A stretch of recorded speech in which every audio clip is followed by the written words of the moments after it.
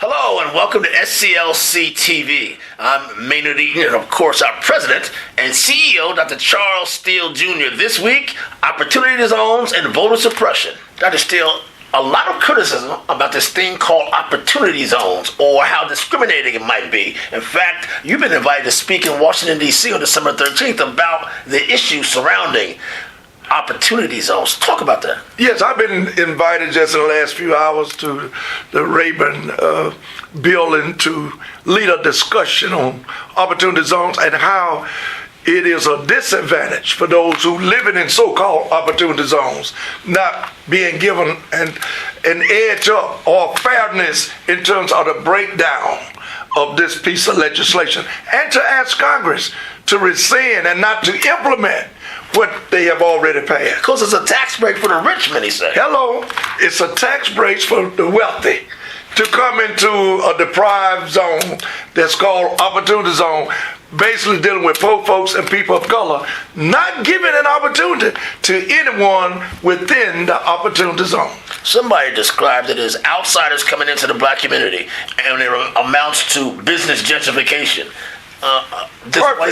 Perfect usage of the King James English.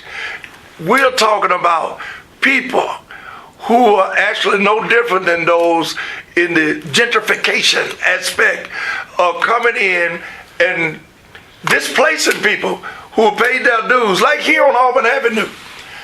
What we call it, just like in Tulsa, Oklahoma, Black Wall Street, right here on Auburn Avenue, is black. And the streets are there, but the walls has also been erected. In other words, you're saying many of the black businesses, historical black businesses, are being bought up or moved out because of opportunity zones? Many of them are being proposed to being bought out for little nothing. $2 million for my business. I've been working all of these years. My family been here. My generation of wealth has been here. And I'm going to sell out for $2 million. That's no money, Mr. Eden. We're talking about multi-million dollars opportunities as well as billion dollars opportunities. That will follow that buyout. That will follow that buyout. We talk about suppression. That seems like a form of suppression too, suppressing your income. We've been suppressed so long. I heard an old blues song when I was growing up, that I've been so broken, so down, that down don't bother me no more. Mm-hmm. And everything else is surpassing us. We cannot allow that to happen. We must collaborate. We must organize. We must stop playing politics. You know what disturbs me, Maynard? You have to have politics. My brother and I was talking the other day, watching the debate a few days ago, and in talking, my brother say, "Is this necessary?" And I said, "I know where you're coming from." He said, "Because it's systemic, and people getting frustrated on folks playing games with our lives." And I say it is necessary. Many of these elected officials are black, though. Say that again? Many of these elected officials playing politics are black.